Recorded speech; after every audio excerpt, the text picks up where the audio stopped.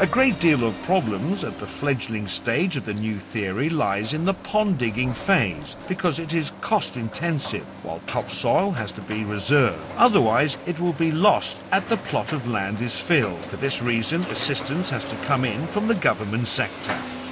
Mr. Tawi Praha, formerly a wage earner in Bangkok, is among those receiving help from the government sector. Before that, I used to get hired hands to help me carry blocks of soil to build my own weir. That was in 87, 88, 89. We worked the whole night through. People said I must be crazy. With determination and perseverance on his part, the money invested by the government sector at that time did bear fruit.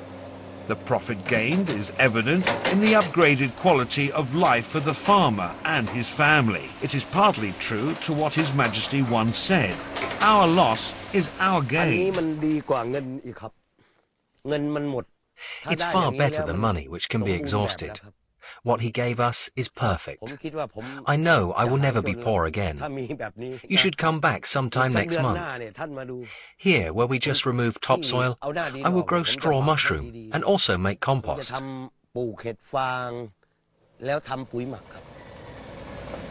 In calculating the appropriate dimensions of the pond to store rainwater, a few variables will have to be taken into consideration. Each plot of land differs in terms of the climate and the terrain. Suppose you live in Nonthaburi. 10% for farm pond will suffice because there's plenty of water in Nonthaburi and you can set aside more space for cultivation. That in turn will generate higher income. But if you live in Pimai and your farms are based on the new theory concept, even 30% will not be enough. The whole of the northeast is arid. The period of zero rainfall can last up to 6 or 7 months, so you'd better set aside 40 to 50%. Given decades of work experience, His Majesty is well aware of the fact that in some instances the period of zero rainfall can last longer than a year. To have a farm pond in their own plot of land does not ensure a risk-free resolution. The comprehensive royal-initiated new theory, therefore, calls for at least 2 larger-sized water resources, which will feed the small-sized farm pond.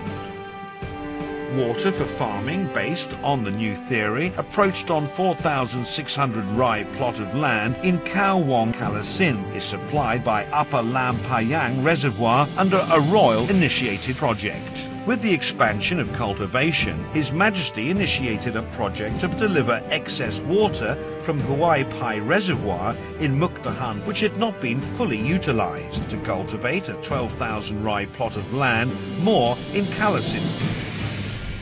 According to His Majesty's initiation, the reservoir was able to feed farm pond through a pipeline system with a control device to regulate water right at the pond itself. To facilitate cultivation in the vicinity of Wat Mongkon, Chai Patana, Saraburi Province, His Majesty initiated a project to build the medium-sized Huai Hin Khao Reservoir to feed farm ponds in the area, while Huai Hin Khao Reservoir is fed in turn by a large reservoir at the Ba Sak Jolasid Dam. The project thus provides a double immunity system. Water supply from Huai Hin Khao Reservoir to feed farm ponds was enabled through water delivery pipelines, which has been laid underground. Suppose an irrigation canal were to pass through your plot of land. It would cover roughly 1/3 of your land. You would earn no profits, having only the remaining 2/3. But if you owned a 20 rai plot of land, you wouldn't be much disturbed. His Majesty's initiation has sidestepped these issues completely. With the water pipelines in the ground, the problems no longer existed. Although the theory of pond digging between rows of crop has long been the common practice, the new theory was formulated out of His Majesty's calculations, which took into account the size of water supply for each crop, the rate of evaporation, which should be corresponding to that of water to be replenished by medium and large-sized reservoirs. On the average, the required storage capacity for off-season cultivation is 1,000 cubic meters per rai. Statistics showed that water stored in a farm pond 4 meters deep on a 3 rai plot of land evaporates at the average rate of 1 centimeter per day. Thus, given a 300-day period of zero rainfall in a year, the water level in the pond will drop by 3 meters, what would be the most effective way to prevent as much evaporation as possible.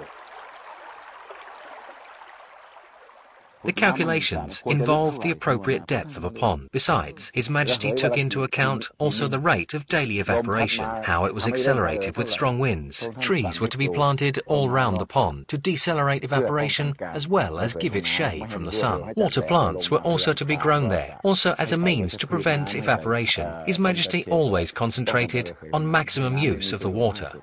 Fundamentals to the Royal Initiated New Theory were derived from His Majesty's development work, whereby complex mathematic and scientific calculations were made and then transformed into guidelines, phrased in practical terms to enhance farmers' easy understanding. I heard His Majesty saying that the new theory was possible on a 15-rai plot of land. I constantly watched TV. That was how I came to know the ratio to use was 30, 30, 30, 10. I started right away by putting up my land for the experiment. They invested the funds. I did the work.